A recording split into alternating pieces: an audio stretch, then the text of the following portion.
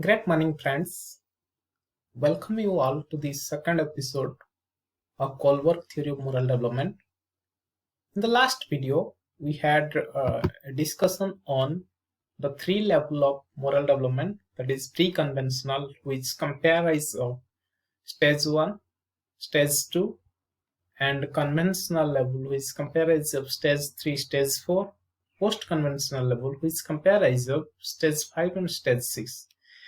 And today we'll have a discussion on all the stages with specific examples. The first stage in pre-conventional level is obedience and punishment orientation. In this stage, the child, in order to avoid punishment, the child obeys rules. And if a person is punished, she must have done wrong. The child think in this way. The moral development is in this way that the child behave in a good manner in order to avoid punishment. That means you can see in this picture that the father is talking with his son that if you play nicely at the park, we'll be here, otherwise we'll leave. So because of that fear towards punishment, the child will play in a good manner. In this next picture, you can see in order to avoid punishment, the child behave in a good manner. So this stage is for the infancy, and in this stage the child, in order to avoid punishment, behave in a good manner. Then coming to the next stage, that is individualism and exchange. In this stage, the child recognizes that there is not just one right views that is handed down by the authority, but different individuals have a different viewpoints. Say for instance, you can take the example of a child who is doing some mistake in school. One teacher may punish the child, other teacher may not. In the same way, in case of parents, if the child is breaking some toys, some parents may punish the child, and other parents may see it in different angle. That means they see that if their child is breaking the toy, that means their child is very curious, they are learning very beautifully, and the child is very curiously want to know what exists inside the toy. So these are the two different angles the child can understand in this stage. This stage is nothing but the preschool stage. Then coming to the next stage, that is stage 3. Stage 3 is nothing but good interpersonal relationship. That means the child or individual is good in order to be seen as being a good person by others.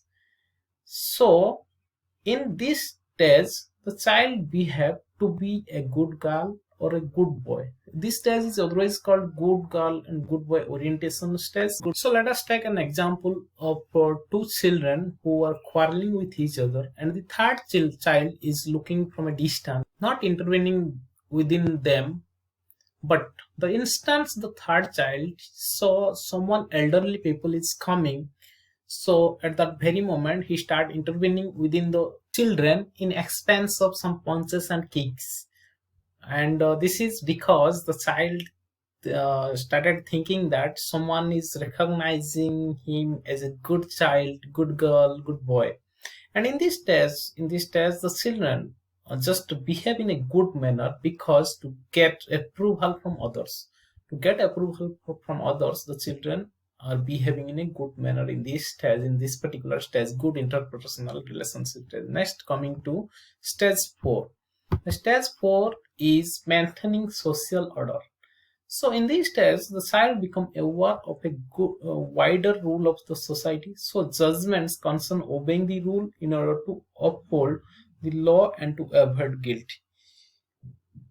In this stage, the child orientation towards fixed rules to maintain the social order and respect the authority.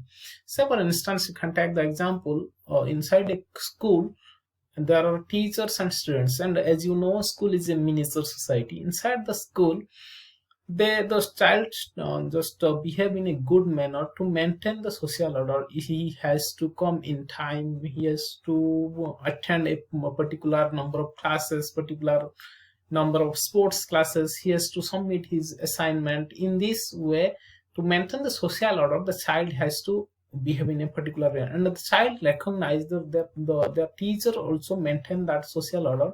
That means teacher has to come in a particular time, teacher has to take some particular classes, particular number of classes for particular number of minutes also, and the teacher has to be obeyed, the school principal or the authority, you can say the headmaster also. So in order to maintain the social order, the child or the children behave in a particular good manner. So next, coming to the stage 5, that is the social contract and individual right, and this is the most important phase because this is a teenage 13 to 19, or you can say adolescence phase.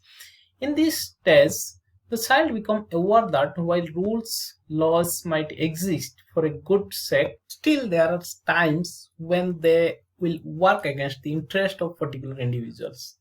And we can take the example, say for instance, you are moving in a train.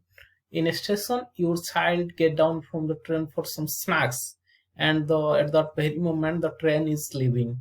So if you pull the chain, you will be punished, and if you will not pull the chain, then there will be some different consequences. So let us take the contextual example, that is, in his dilemma, the protection of life is more important than breaking the law against stealing. That means at that moment his thought, he has to broke into the chemist, broke into the pharmacy, and steal the drugs.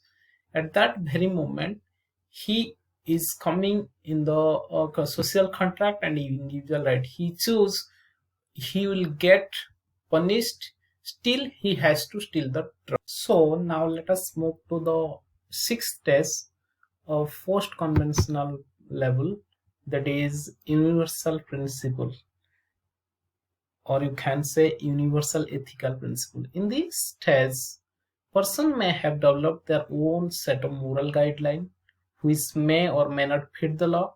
The principle apply to everyone. The person will be prepared to act to defend the principle, that is human right, justice, equality, even if it means going against the rest of the society. Then the person is ready to pay the consequence of disapproval or infringement. So let us take some examples so that it will be better clarified. Let us take the example of a cricket match. The cricketer knows very well that if he will argue with the umpire, then he may be punished, he may be withdrawn from some matches, his match fees may be reduced. Still, in some cases, the players say, I don't care if it is the law of cricket or not. It is not right, that means it is not fair. So the player argue with the umpire. So let us take another example. You can take the example of Bhagat Singh, Chandrasekhar Azad, Subhash Chandra Bose, and other some freedom fighters.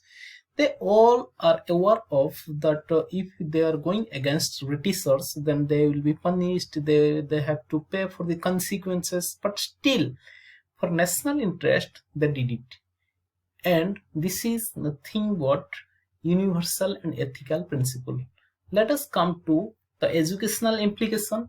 In educational implication, you can say Kohlberg's theory offers stimulating challenges to our thinking and many insight which can be blended into the continually evolving direction of educational programs. While teaching, the teachers should teach the students how to think and also simultaneously understand why the students are thinking so. Secondly, teachers should provide some stimulated situation or problems or dilemmas so that a student is expected to comprehend the fact of dilemma, analyze the importance of the issue, apply past learning to the problem, new situation, generating alternative a course of action, evaluate the correctness and suitability of the alternative, and decide on the best solution to the problem. Kohlberg dilemma solving methods suggest a way in which teachers might focus attention on moral issue in their disciplines.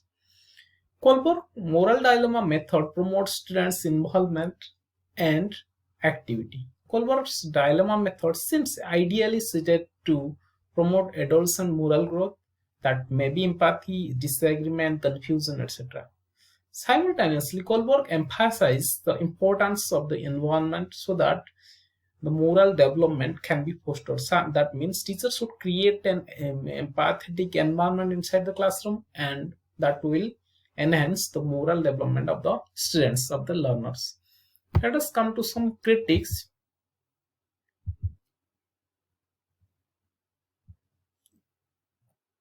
According to Gilligan, 1977, because Kohlberg's theory was based on an all male samples, the stage reflect a male definition of morality. That is, according to Gilligan, it was androcentric. Man's morality is based on abstract principle of law and justice, while women's are based on principle of compassion and care.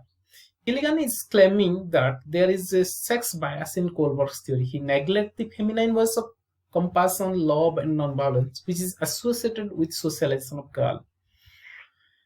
And then fourthly, he conducted a cross-sectional research, but a better way to see all the children follow the same order through the stages, it would be carried out through longitudinal research study. And the sample size was too small, that is 72 only. And the qualitative techniques like observation or interview are used to collect data. So the external validity is very constricted, very low. And for the future researcher can conduct the research by taking a longitudinal study, by taking male and female students. So this is all about Kohlberg's theory of moral development. If you have any doubt regarding this Kohlberg theory of moral development, you can comment in the comment box. If you have any suggestion for rectification, you can also suggest. That will be my pleasure. And if you have any queries, you can give me a mail so that we'll have a intellectual discussion. So thank you all. Thanks a lot for your patience. And you can find some the mail ID in the last slide. And that's all about Kohlberg's theory of moral development. Have a good day. Save your environment.